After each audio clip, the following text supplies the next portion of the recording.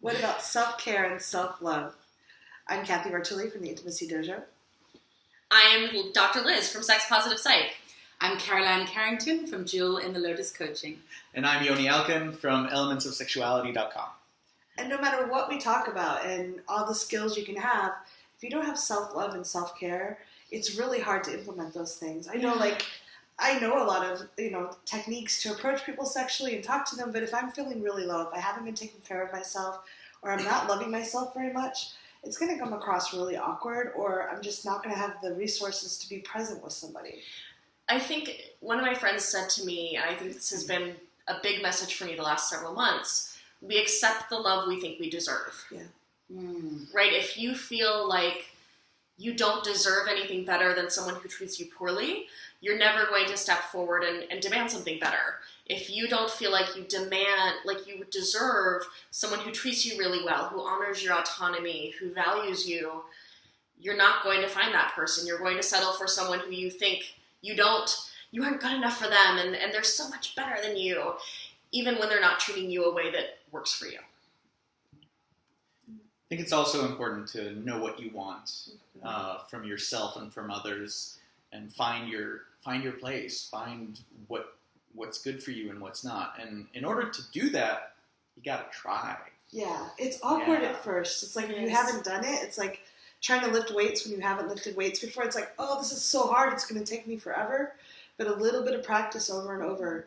Oh, wow, I'm beating myself up again. Let me stop. Let me appreciate something about myself. It feels so awkward. And the next time it's a little easier and you actually build neural pathways in your brain. Right. There's a practice I've actually started in the last few weeks. As opposed to going through the day and thinking about everything that happened, I actually take a couple of minutes before bed and just literally give myself a little pep talk about all the awesome things that I achieved that day, right? And sometimes it is, I slept 8 hours, which is huge, right? Or I ate really healthy, or I got outside and I did some exercise today, or I completed that thing that's been on my to-do list for the last 6 months, whatever it is, but really being very affirming to myself and kind of being my own cheerleader right before bed. I like that one, and I have to sometimes do small things. Because I'm like, I did not win the Nobel Peace Prize today. Damn it, obviously I failed. No, okay, I was kind to someone. I got that thing done that's been on my list. It only took me 5 minutes, but it's been there for a year. Thank God I got it done. Like the smaller things that we sometimes forget to appreciate. I think that word kindness is key. Being kind to ourselves and taking ourselves off that perfection pedestal. Yeah. Go ahead. One of the things that dancing taught me in my life is the concept of patience, and it's all a process. Yeah. These things take time. You can be super talented in dance specifically. You can be super talented and learn everything really quickly.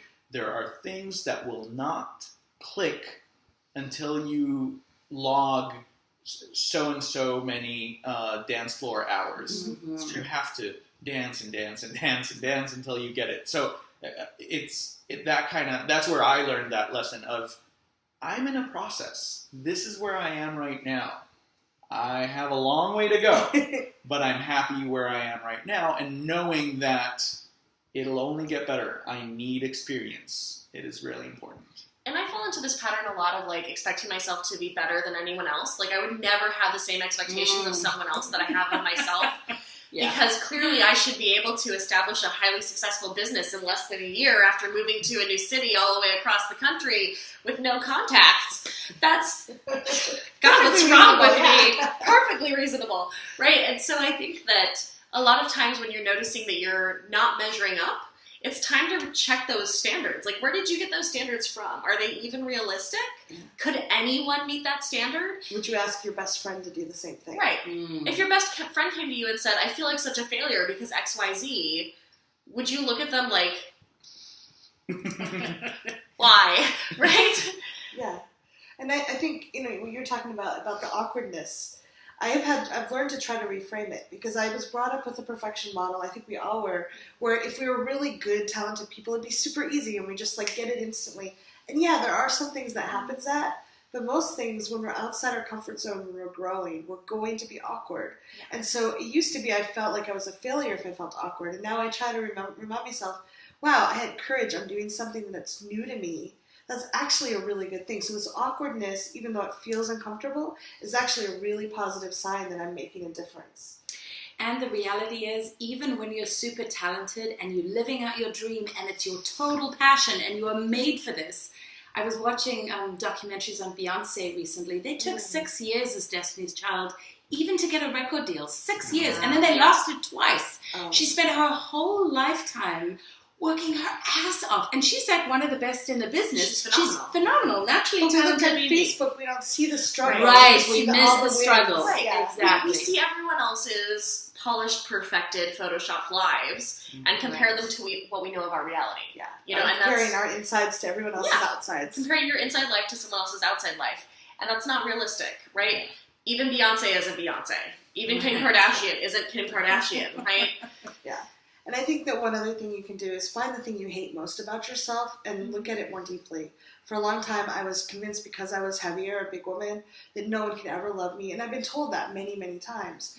And just kind of reconnecting to my body and going, wow, it's pretty amazing. It has more fat cells than Cosmos says I should have. And I still get to love the fact that my body can enjoy pleasure and hug friends. And, you know, there's all these things. When I started connecting with that, the thing that you hate the most, maybe the biggest source of change that you can make when you start looking for things you can appreciate about. And again, you can start really small. Yeah. So we hope this helps. Yeah. We'd love to know what you think. What are you struggling with around self-care and self-love? Leave comments below. Maybe you'll inspire us with your comments. I'm always looking for new tips.